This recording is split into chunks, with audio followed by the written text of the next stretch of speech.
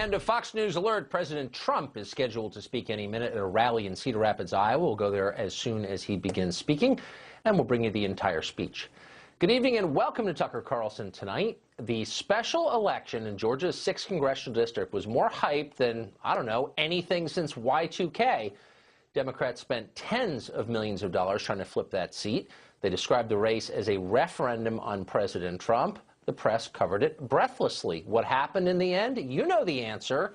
The Republicans had a fine candidate with way less money and much less Hollywood glamour, Republican Karen Handel, and she won anyway, pretty easily, actually. She beat Democrat Jon Ossoff, who turned out to be far more popular in Marin County than he was in the 6th District of Georgia. That shouldn't surprise you, though, since he didn't even live in that district. Democrats have gone 0-4 in 4 contested special elections this spring. The question is, are they learning anything at all from these defeats? Joining us now is Mark Green. He's a former New York City public advocate. He's created an online shadow cabinet to oppose the Trump administration, and he joins us now. Mark, do you think Karen Handel in any way colluded with the Russian government to win this seat, or is there another explanation? Actually, Bob Mueller has announced, is going to announce tomorrow that he's looking into that. So, you're a step ahead. Thank you, Mark. So what is the answer? I mean, short of Russian intervention, this is a sincere question. You've run a lot. You've been around politics a long time. It seems to me that Ossoff, with all he had going for him, should have done better than he did. Why did he lose? You know, a tie in football, of course, is like kissing your sister. This was a tie, if you look at it, 2 ways. One, he won. This is not horseshoes. You don't get a point for coming close. However, she won, rather. It was a district, of course, where the predecessor, Congressman Price, had won by 24 points. She spent $30 million counting outside PAC money. You know, you have to do it for one, you have to do it for the other. Why did the Republicans think they had to spend $30 million, which is unprecedented, to win what was otherwise a safe seat? So in 4 special elections, all by definition Republican districts because the incumbent went to the Trump administration, they won. The troubling news is, on average, the Democrats in each district lost but closed 15 points of what was an average 20-point win in the prior election. You apply that to 2018, that's a problem. Yeah. Oh, sure. And in the next 50 years, the Democrats can retake the House. I have to interrupt you. President Trump has taken the stage. The second he begins speaking, we're going to go to him. It could be imminently. Really quickly, though, Karen Handel did better than Trump did in this district, and she was outspent 7-1. I mean, let's be real. Is there a lesson here, or no lesson at all? You guys are doing great.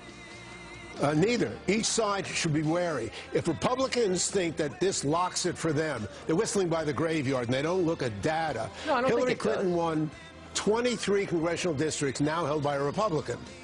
And the average flip in the first mid-term election is 38 seats, and Trump, of course, is at a record low for an incumbent president at this point in his term.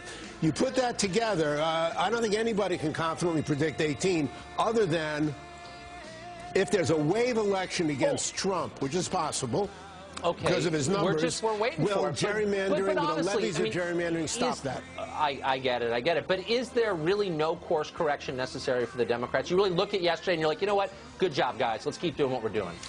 Well, newsflash. Forget the Russians. There are going to be 435 red, blue, and purple districts up, not just 4 Republican districts. Well, there he is. Democrats have to have a stronger economic... I'm sorry to cut you off and go to the President of the United States. That's for sure. Here he is.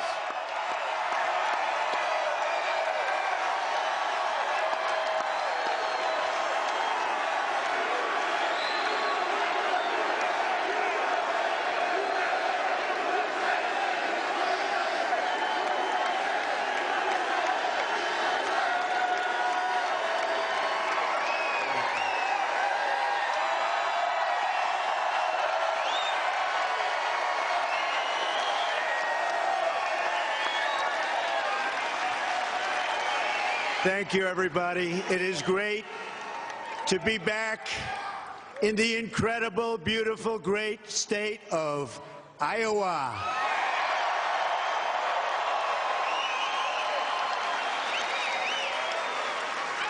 home of the greatest wrestlers in the world, including our friend Dan Gable. Some of the great wrestlers of the world, right? We love those wrestlers. It's always terrific to be able to leave that Washington swamp and spend time with the truly hard-working people. We call them American patriots, amazing people. I want to also extend our congratulations this evening to Karen Handel of Georgia.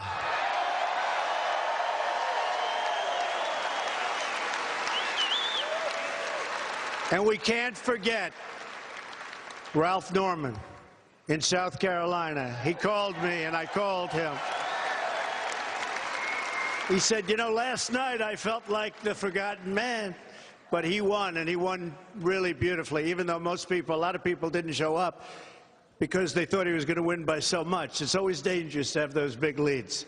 But he won very easily, and he is a terrific guy. And I'll tell you what, Karen is going to be really incredible. She's going to be joining some wonderful people and doing some wonderful work, including major tax cuts and health care and lots of things. Going to be reducing crime, and we're securing that Second Amendment. I told you about that. And that looks like it's in good shape with Judge Gorsuch. That looks like it's in good shape. I'd like to also take this moment to send our thoughts and prayers to our courageous friend, somebody that I've gotten to know very well, Steve Scalise, and everyone recovering from the assault.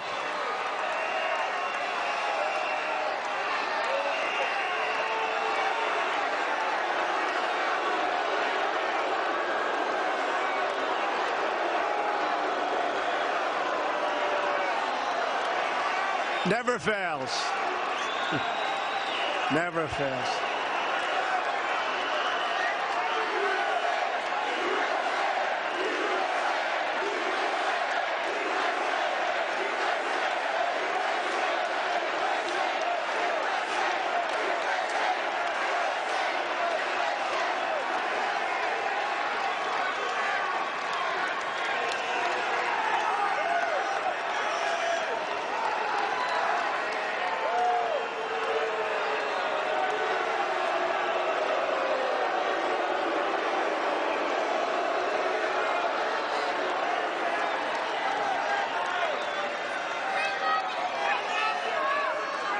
Thank you. Thank you. And we love our police. We love our police.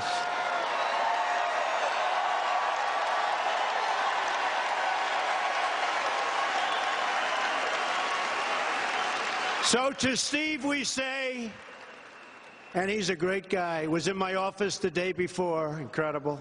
We're praying for you. We're pulling for you. You have our absolute support and our deepest admiration.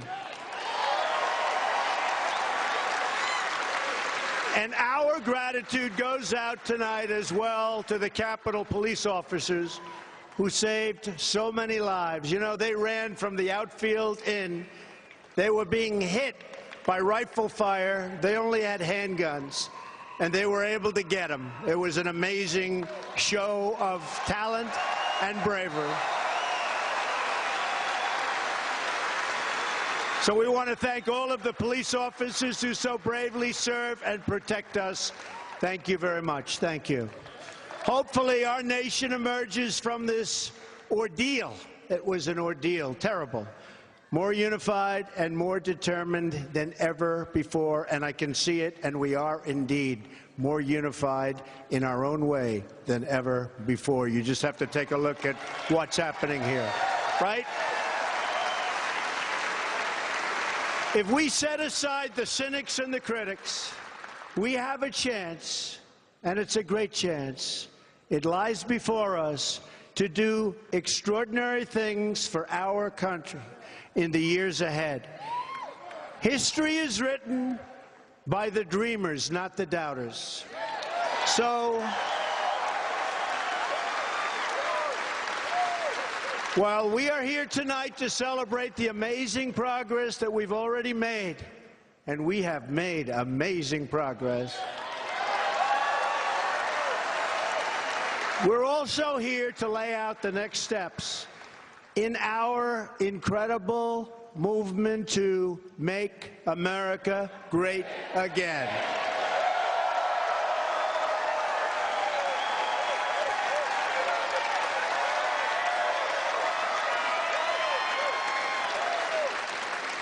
Everyone gathered in this arena is bound together by common values. You love our country, you obey our laws, you honor our traditions, and you care for your families and you love your communities. All you want is a government that shows you the same respect and loyalty in return. You believe that America must protect and defend its own citizens. With that conviction deep in your hearts, you showed up on Election Day, November 8th, and voted to put America first. It's about time. It's about time.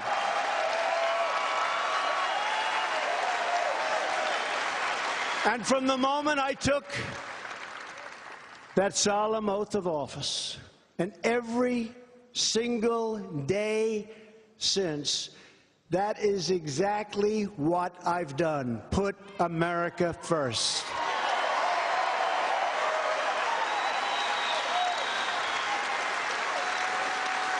After years of sending our jobs and our wealth to other countries, we are finally standing up for our country. And you see it happening. You see it happening. You see what's going on. Jobs are just about the best they've ever been. We've created almost $4 trillion in wealth. If you look at your stock values and you look at what's going on with our country, but we've created tremendous wealth. The enthusiasm and spirit on every single index is higher than it's ever been before for our manufacturers and for our company.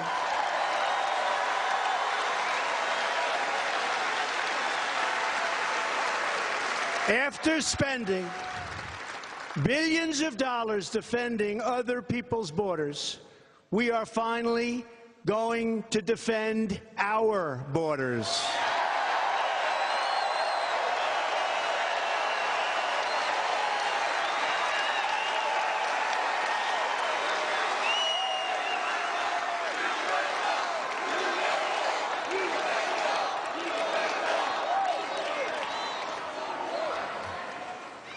After decades of rebuilding foreign nations all over the world, we are now rebuilding our nation.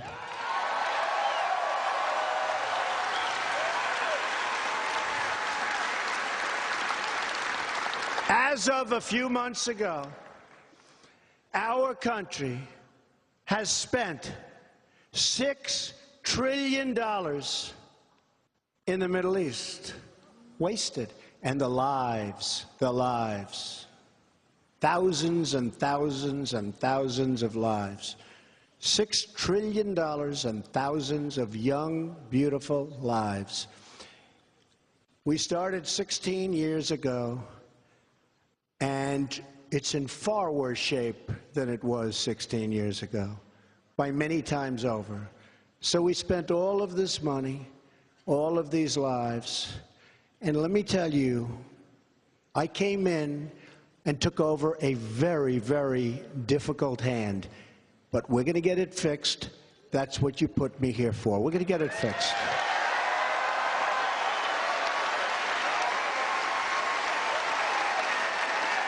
We'll get it fixed. A shame. It's a shame. And then you look at North Korea, thank you. Then you look at and I'm praying for you, that's true. Thank you very much. But you look at North Korea, what's going, look at Otto, beautiful Otto.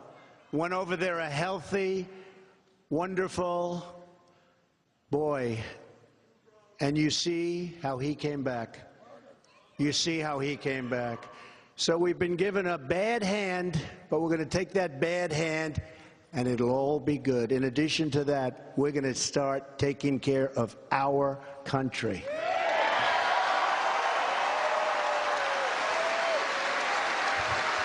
The people are the rulers of this country once again, one by one. We are keeping the promises we made to the people of Iowa and the people all over our country. We are not going to let the same failed and tired voices in Washington keep us from delivering the change you voted for and the change that you deserve,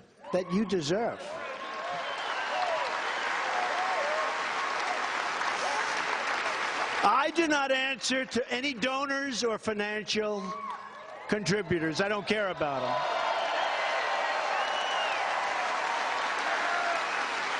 I am not beholden to any consultants or any of the very powerful special interests. I don't care about them. I have to do what's right.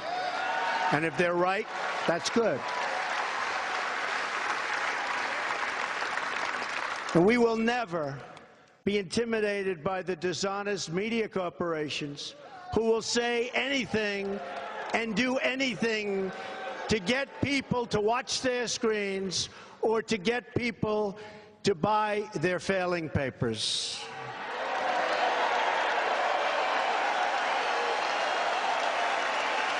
They are failing. These entrenched forces are fighting only for themselves and in many cases for their survival. But I'm fighting for you. I'm fighting for you.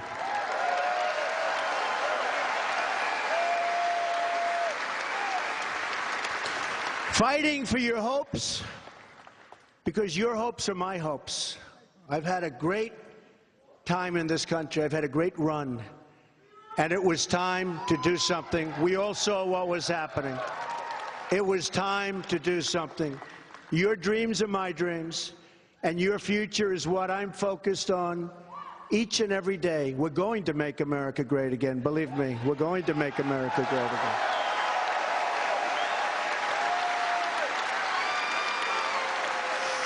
Here are just some of the historic accomplishments we've achieved in just a very short period of time. And I have to just preface it by saying, thank you, darling.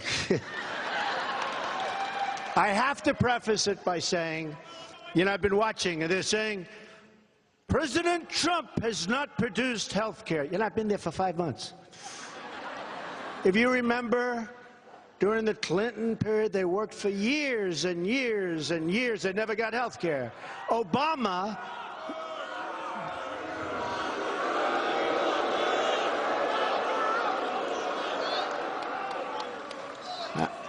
although after listening to that testimony, I fully understand.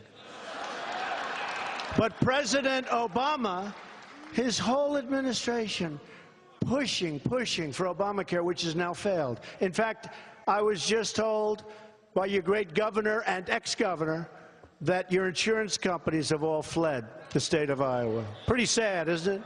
Well, they're flooding. I tell you what, they're going from every state. They're leaving all of the states. Obamacare is a disaster. It's over. And there's nothing to compare what we're doing.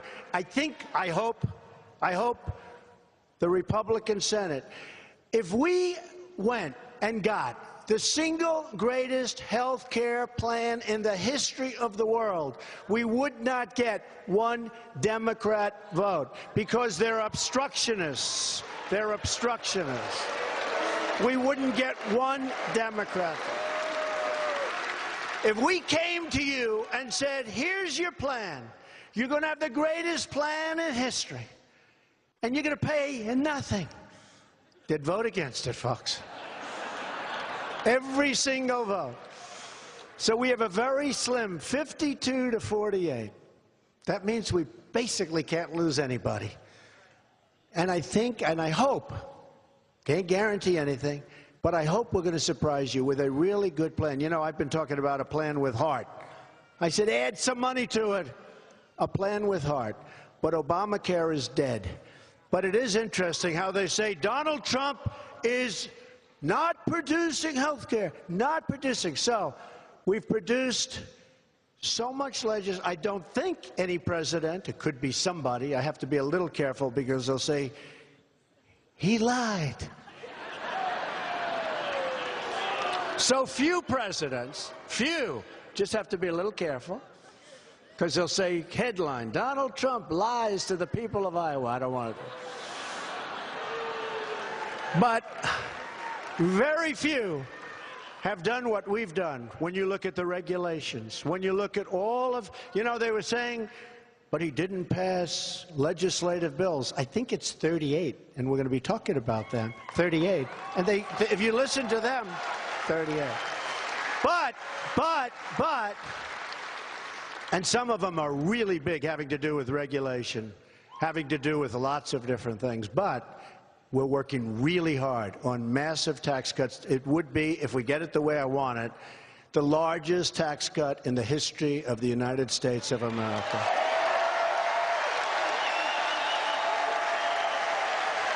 Because right now, we are one of the highest taxed nations in the world. Really, on a large-scale basis, we are the highest taxed nation in the world. And we're going to get it down really low, okay? Real. I don't say the lowest, because there are a couple that are really down there. But that doesn't mean you want to be there.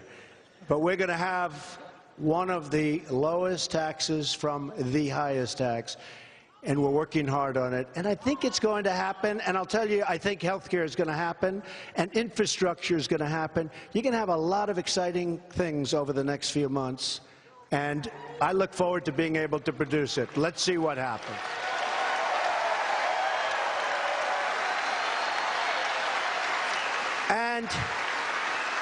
And by the way, if we had even a little Democrat support, just a little, like a couple of votes, you'd have everything. And you could give us a lot of votes, and we'd even be willing to change it and move it around and try and make it even better. It's going to have good heart, but even better. But again, they just want to stop. They just want to obstruct. A few votes, seriously, a few votes from the Democrats, it could be so easy and so beautiful, and you'd have cooperation. And their plan isn't working because they thought they were going to win last night in Atlanta. They thought they were going to win. And they've been unbelievably nasty, really nasty. And they thought they spent close to $30 million on this kid who forgot to live in the community that he was in. I mean, you know. Look, I'll tell you about the Democrats. I am making it a little bit hard to get their support, but who cares? But I'll tell you about the Democrats. They raised a fortune for him. They fought like hell. They said they were going to win. All of the television networks, other than Fox, which really has treated us fairly, by the way. They have.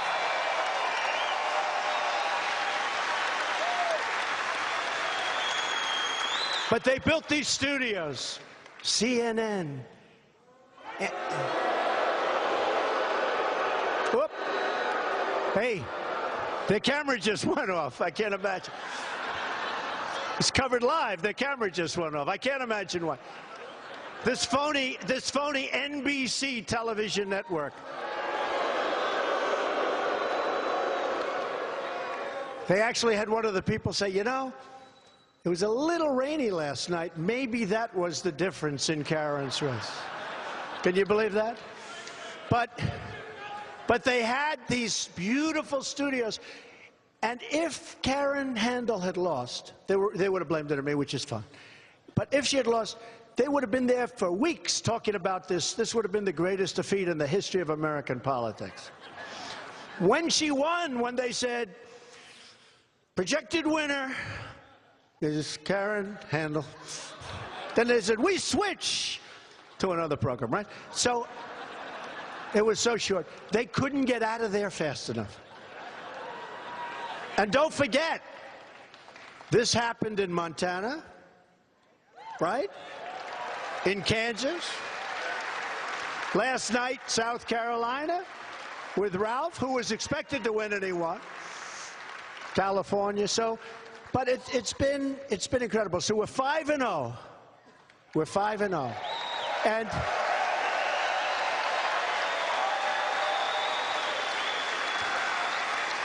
And they thought they were going to win at least like 3, right? Wouldn't you say? At least 3. And it would be a devastating defeat. The truth is, people love us, all of us. They love us. They don't get it. They haven't figured it out yet. You know, they're still trying to figure where all of those voters came from. Those voters came out of the hills. These are hard-working. We have the hardest working, the smartest people, the toughest people. They're very lucky that our people don't protest, believe me. Believe me. They're very lucky.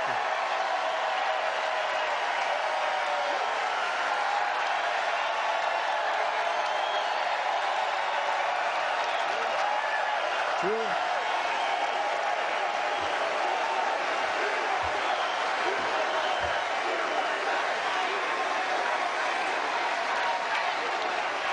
Yeah, we have them. We have the smart ones. We have the toughest ones. Great, great Americans. And Hillary said the deplorables. These are just the opposite, believe me, of the deplorables. These are just the opposite. We have a group, Bikers for Trump. You ever see them? They come by the thousands. Oh, my man. Look, how are you? We have the I didn't know you were here. They're here. Now we know we're protected. That's great. Good to have you, man. These are great people. And when I see them, I say, now we're safe. And they like Trump, and I guess we're well into the 90s. What do you think? The 90s, 95s. But we love our people, and they love us. And more importantly, they love our policy. They love what we're doing. You see what we're doing. You see what we've already done. Home builders are starting to build again. We're not confiscating their land with ridiculous rules and regulations that don't make sense. Farmers are able to plow their fields. If they have a puddle in the middle of their field, a little puddle the size of this, it's considered a lake, and you can't touch it. And if you touch it, bad, bad things happen to you and your family. We got rid of that one too, okay?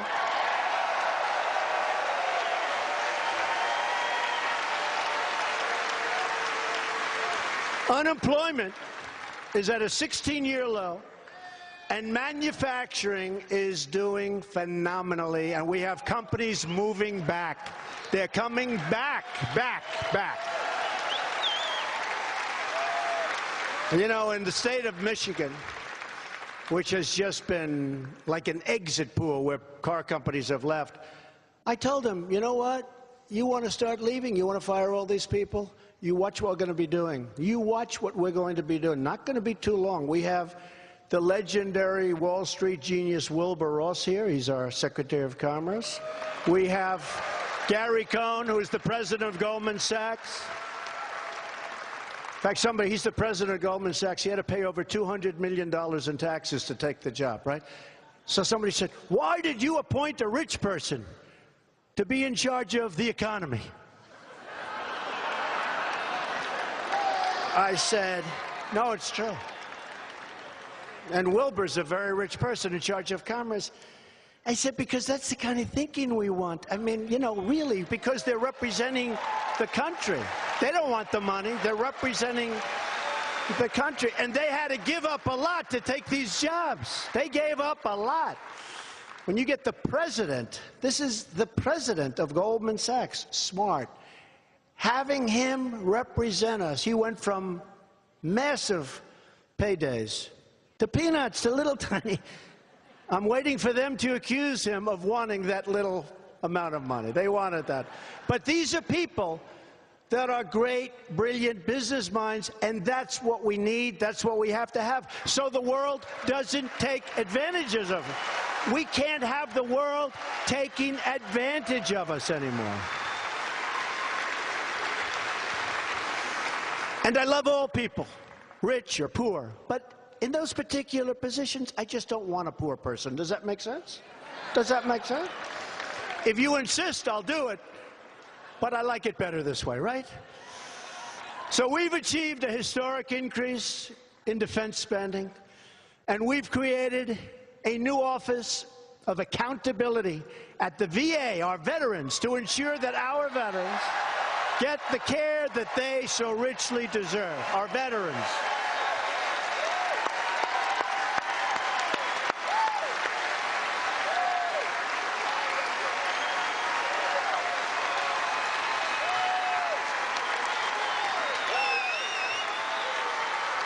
We've eliminated restrictions on the production of American energy. They wanted to take away our wealth.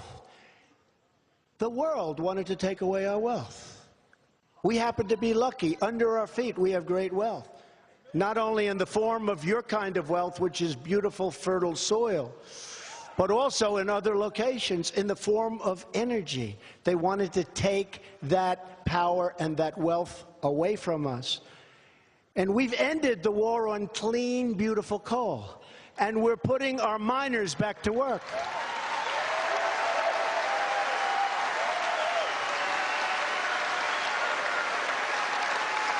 In fact, you read about it, last week a brand new coal mine just opened in the state of Pennsylvania, first time in decades. We've reversed it. And 33,000 mining jobs have been added since my inauguration. And again, we're going to have all forms of energy. But coal is something we have a tremendous advantage of. But we're going to have all, whether it's natural gas, whether it's alternative sources, we're going to have everything. But a power is coal. It's a power for our electric different plants and for our furnaces. It's a power. We use electric, we use wind, we use solar, we use coal, we use natural gas. We will use nuclear if the right opportunity presents itself. We're going to be strong for the future. We're going to be strong for the future. I don't want to just hope the wind blows to light up your homes and your factory.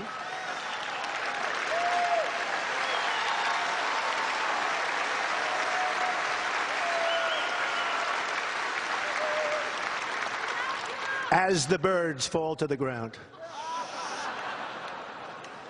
But I like all of them, and that's what we need. And by the way, we're saving your ethanol industries in the state of Iowa, just like I promised I would do in my campaign. And believe me, they are under siege, folks. I don't know if you know it, but they are under siege.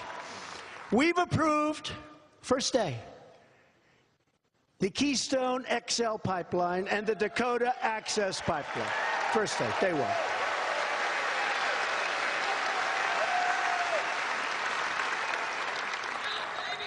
$38,000 jobs. And better for the environment, by the way. Better. Underground. Better for the environment. And safer. Can you imagine the executive for Keystone who a year and a half ago was told it's dead and they have billions invested, they bought half of the pipe, and somebody walks into his office, probably a consultant that charged him tens of millions of dollars. Sir, the pipeline was just approved. Now, you know what he's going to do. He said, I did a great job, sir. I'm entitled to millions of dollars in consulting fees. It was just Trump approving the pipeline. We approved it. We approved it. It's good for the country. Right? My man. And by the way, speaking of that, when I'm signing for the XL pipeline and the Dakota, I said, by the way, who made the pipe? You don't want to know. No, not the USA, believe me. I said, who made the pipe? Now, in all fairness to them, they bought a lot of their pipe already, so it's a little hard to say, throw that away, we're giving you, you know. But I put a little clause, handwritten, It said, anybody builds a pipeline in the United States will use American steel and fabricate in America. No more taking it over on boats. Very simple.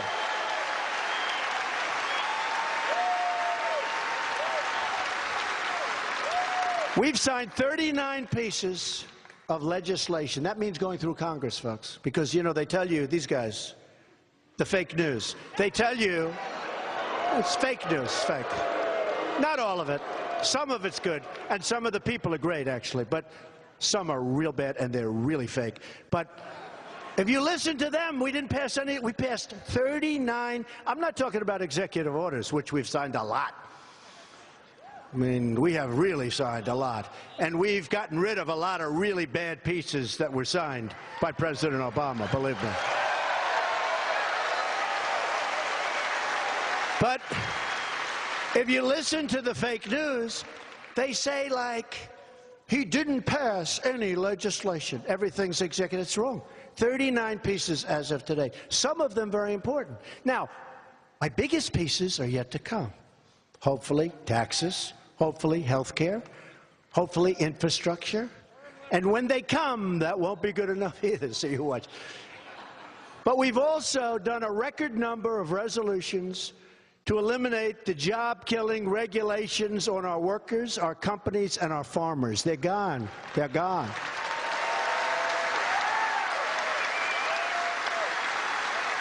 We are ending the federal intrusion into your family farms and your ranches.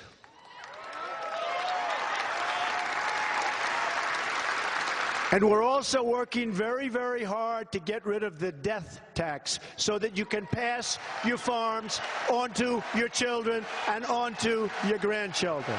I don't know if we're going to pull that one off, but we're working very hard to do it. Right, Chris?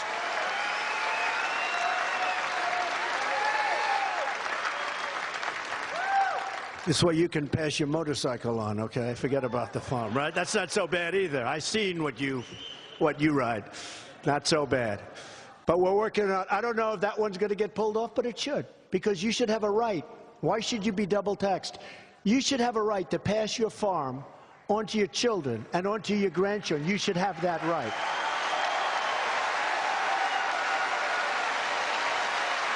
Without having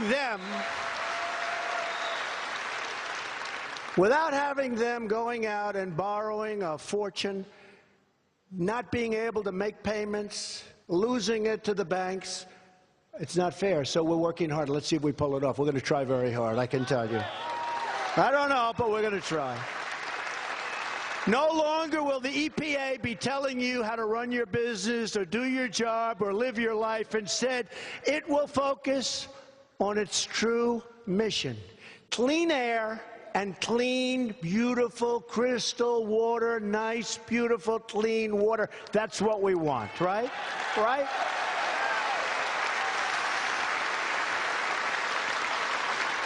We're also ending the last administration's federal land grab.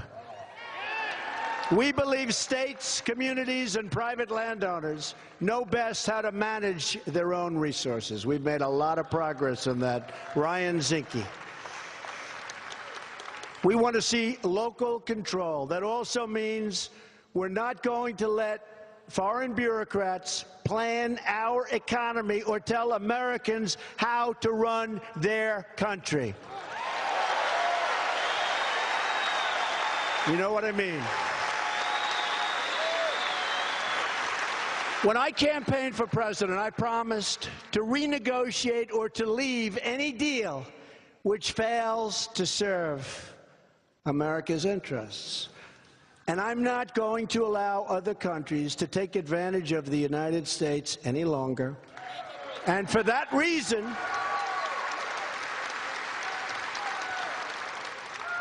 I totally cut off negotiations and will not do a great, what is it? Go ahead. Do you know what it is? PPP, yes. You guys weren't listening to that, huh? But for that reason, and that too, as you know, I formally announced that the United States will withdraw from the disastrous Paris Climate Accord. It's a disaster.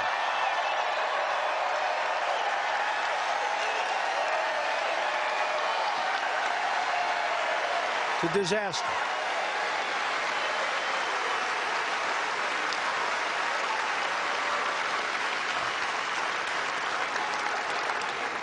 And by the way, Trans-Pacific Partnership, we don't even talk about it anymore because that was done early, but Trans-Pacific Partnership, bye-bye. That was another NAFTA catastrophe that we're going to, by the way, renegotiate. You know, I announced I'm going to get rid of NAFTA, and I've always told you I'll either renegotiate or terminate NAFTA. So I announced that essentially I was going to terminate, but I got a very, very nice call from Prime Minister Trudeau of Canada, from the President, a good guy, of Mexico, asking me not to terminate it. Could we negotiate? And I'm always willing to negotiate. I'm always willing. So we'll see. We'll see how it works.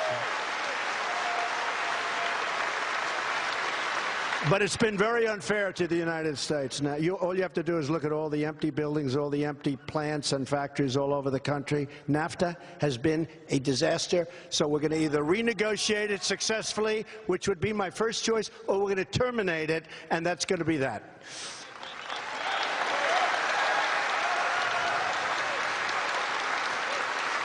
Now, the Paris Agreement, and it's amazing how the people of this country get it, because the press covers it so unfairly. The Paris Agreement would have cost America millions of lost jobs and billions of lost dollars and put us at a permanent economic disadvantage. China doesn't kick in until 2030. I could tell you stories, I could give you stats, I could go on all day. It's a catastrophe if we would have agreed. And they all say it's non-binding. Like hell it's non-binding. When we get sued by everybody because we thought it was non-binding, then you can tell me it was non-binding. I was elected to serve the citizens of Iowa and Pennsylvania and Ohio and Michigan and Wisconsin and Florida and all 50 states and all 320 million American citizens.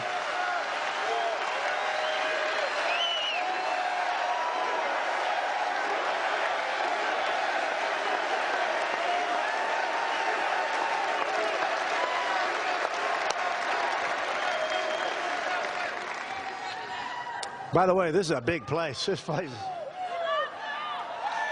And you know, I used to say it during the campaign. I'm sure it hasn't changed, but we're not even campaigning, and look at this crowd. So, you know, it's easier during a campaign. The place is packed with thousands of people trying to get in. Look at the size of this place. They'll never show the crowd. They'll never show the crowd. They'll never show the crowd. That's the only good thing about the protesters, which we don't have very much of. I mean, this guy was blowing a whistle, you know. He's a Bernie Sanders guy. But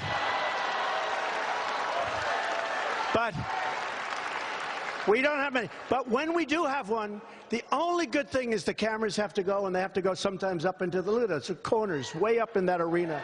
Every seat is packed. Look at that. Every seat. Every corner is packed of this big, big arena, so it's an honor. Wouldn't it be great if they showed... You know, it's funny. I'd go home and my wife would say, Melania, who, by the way, has become very popular. They're liking her. They're liking her. But she'd say, I never saw the crowd, but it sounded like a lot of people. You know, you can tell. You can't imitate the sound of this many people. This is not like 500 people, 1,000. This is big stuff. You can't imitate that.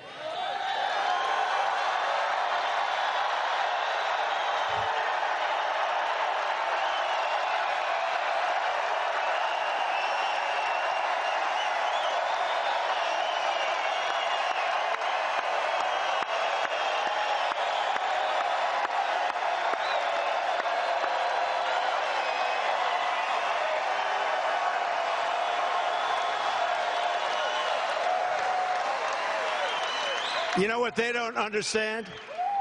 They get these massive ratings. I hate to give it. They probably charge a fortune. I know they charge a fortune.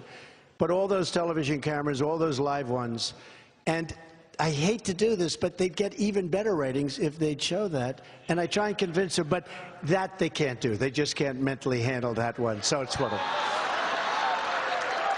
But it's such a great crowd. To all of those people watching, it's an unbelievable place. It is a big, beautiful arena, and it is packed.